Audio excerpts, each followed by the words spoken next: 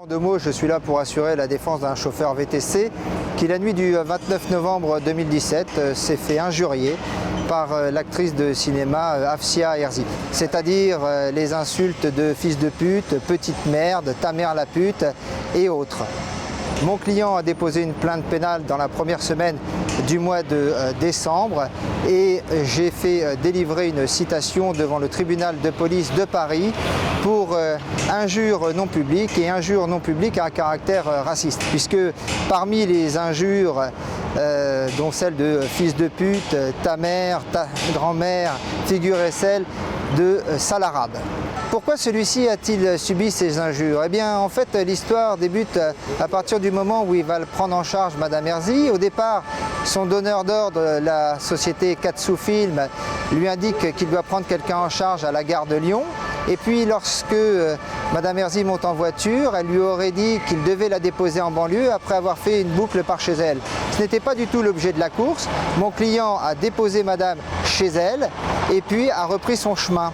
À partir de là, 30 minutes ou 40 minutes plus tard, il a reçu des coups de téléphone sur son téléphone portable de Madame Herzi.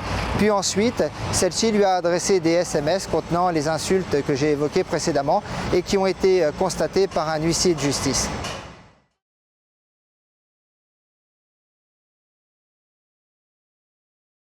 Bien tout simplement de ce que j'ai pu comprendre des écritures du conseil de Madame Herzi. Celle-ci dit qu'appartenant elle-même à la communauté maghrébine, il ne peut pas y avoir d'insulte à caractère raciste lorsqu'elle dit sale arabe à quelqu'un issu lui-même de la communauté d'Afrique du Nord.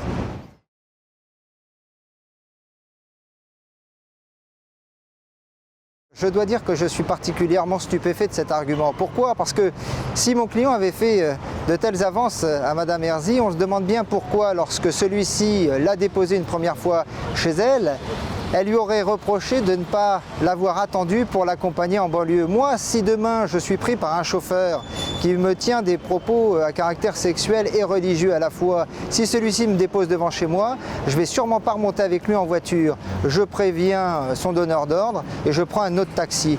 C'est un argument qui est contradictoire, qui ne tient pas la route. Ça voudrait dire qu'elle a à la fois subi ses propos, qu'elle descend chez elle et qu'elle décide de remonter dans ce taxi. Et parce que celui-ci ne l'attend pas, il serait injurié. Non, décidément, c'est totalement contradictoire. Je ne peux pas l'expliquer. Je sais simplement que mon client est un simple chauffeur VTC et qu'il n'a pas l'air de retenir l'attention de beaucoup de monde. Pourtant, sa souffrance est bien réelle. C'est un homme qui a subi ces injures. Lorsqu'il est rentré chez lui, il a dû s'en expliquer auprès de sa femme. Il s'est senti profondément humilié et encore aujourd'hui, il cherche à se faire entendre, mais personne ne semble l'écouter.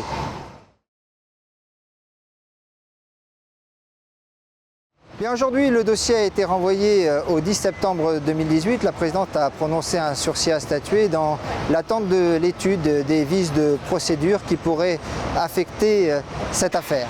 Ce qui ne veut pas dire que l'affaire a été évoquée sur le fond. Simplement, aujourd'hui, il a été question des vices de procédure.